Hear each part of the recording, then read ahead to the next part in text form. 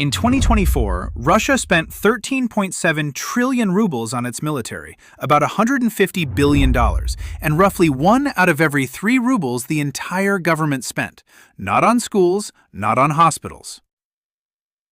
On a war it chose to start, against a neighbor that did not attack it. Let's be clear about that from the first sentence, because the rest of this only makes sense if you keep it in view. This is the money funding Russia's illegal invasion of Ukraine. So here is the question we are going to follow all the way down. When a country pours a third of everything it has into a war, where does every single ruble actually go? Who builds the weapons? Who gets paid? Who pays the bill in the end? Because the money leaves a trail. It runs from oil wells to weapons plants, from the national savings account to the bank accounts of grieving families, and finally across the border into the rubble of Ukrainian towns. Every step of that trail is paid for by someone, and almost never by the people who decided to start it.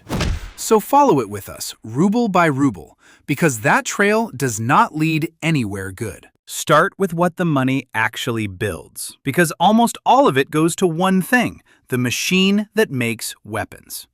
Russia's defense factories now run around the clock. Multiple shifts 7 days a week, turning out shells, drones, missiles, and tanks faster than at any point since the Soviet Union. At the center of it sits a state conglomerate that controls hundreds of those factories. And the government does not just pay it the normal way. To keep the machine fed without showing the full cost in the public budget, the state has quietly forced the banks to hand defense companies somewhere between 21 and 25 trillion rubles in loans. Debt piled onto the books of Russian businesses, off the official war ledger so the war looks cheaper than it is. That is the first thing to understand about Russia's war money. A huge part of it is hidden on purpose, loaded onto the future so that ordinary people do not feel the full weight of it today. The factories report record output. The bill is simply postponed and pushed onto companies that had no real choice but to lend. It is a war financed in the shadows of its own economy.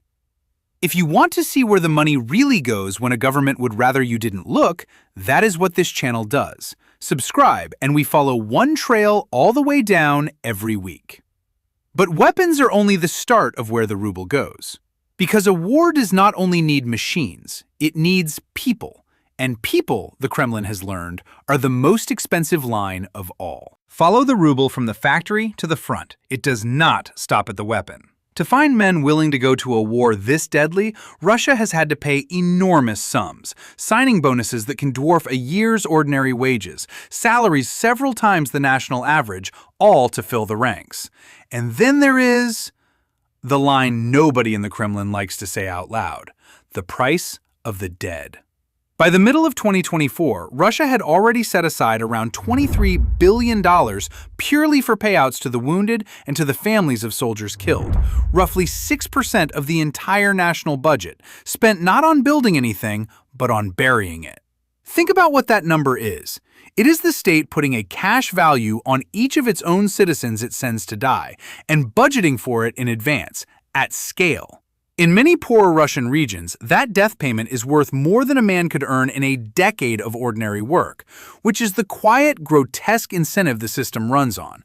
For some families, a son is worth more to the state dead than alive. That is not a side effect of how Russia funds this war, it is a feature of it. Across the whole war since 2022, the total Russia has poured into this has climbed past $200 billion by outside estimates. And that is only the part you can count in money. To put that in human terms, that is hundreds of billions of dollars spent, year after year, with nothing built at the end of it. No bridge, no factory you would want, no future. Just spent ordnance and filled cemeteries.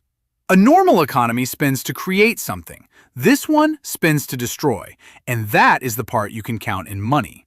The other cost is measured in hundreds of thousands of Russian soldiers killed and wounded, and in the Ukrainian cities, the homes, the families on the other end of those weapons. That is what the ruble buys. Not security, destruction, going both ways. So who is actually paying for all of this? Here is the reveal, and it is not Vladimir Putin's personal fortune. It is every ordinary Russian, in 3 ways most of them never agreed to. First, the savings. Before the war, Russia sat on a rainy day fund worth about $113 billion, money meant to protect the country in a crisis. To feed the war, the Kremlin has drained the easily spendable half of it, leaving only around $53 billion, much of it in gold and currency that is hard to even sell. The nation's safety net burned as fuel. Second, the prices. All that spending poured into the economy lit a fire under inflation, and to fight it, Russia's central bank was forced to crank interest rates all the way up to 21%, which means ordinary Russians cannot afford a mortgage, a car loan, or to expand a small business. That is a tax on every family, charged so the war can continue. You do not see it on a form, you feel it in the price of bread and the rate on a loan you can no longer take. This is exactly the kind of hidden bill the cut exists to drag into the light. Subscribe so you do not miss the next one. And third, the future itself. Those hidden corporate loans, the deferred bills, the roads and clinics and trains that will now never be built because the money was fed into the war instead. Economists call that the opportunity cost. In plain terms, a whole country quietly made poorer for a generation to pay for something most of its people were never asked about. The genius and the cruelty of it is that the people paying the most are the ones told the least. The war is designed to feel free to the very citizens it is quietly bankrupting and whose sons it is spending. Now compare the war's size to the single thread holding it all up: oil. Almost this entire machine runs on the money Russia earns selling oil and gas to whoever will still buy it. And the Kremlin's own budget quietly assumes it can sell that oil for around $70 a barrel. That is the whole bet. As long as oil stays high, the trillions keep flowing. But added up across the war, the defense budget alone has totaled somewhere near 28 trillion rubles since 2022. And you are looking at a country spending at a pace that only works while the oil price cooperates. Compare that to what that money could have been. The same sums that built drone factories and death payouts could have rebuilt every hospital, road, and school in the country many times over. Instead, a nation with enormous wealth chose to convert it into shells and graves. And it is betting its entire economic survival on the price of a barrel of oil staying exactly where the Kremlin needs it. That is not strength. That is a regime mortgaging everything it has and everything its people have on a war it cannot admit it is losing. And it is a bet with no good outcome for the people forced to place it. If the oil money holds, the war grinds on and more of them die. If it breaks, the savings are already gone and the prices are already crushing them. Heads, the Kremlin keeps fighting. Tails, ordinary Russians are left with the wreckage either way. So here is the kicker. Russia did not find some clever new source of wealth to pay for this war.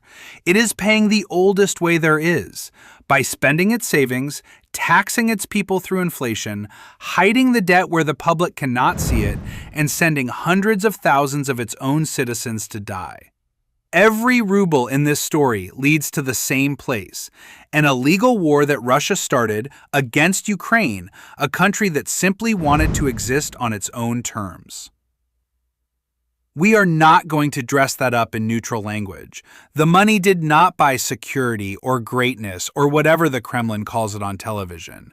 It bought flattened Ukrainian cities, mass graves on both sides, and a generation of Russians who will spend decades paying off a war fought in their name and against their interests. That is where every ruble actually went, not into the future, into the wreckage. Everyone takes a cut.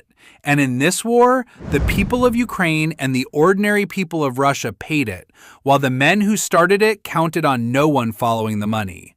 Now you have. The cut stands with Ukraine.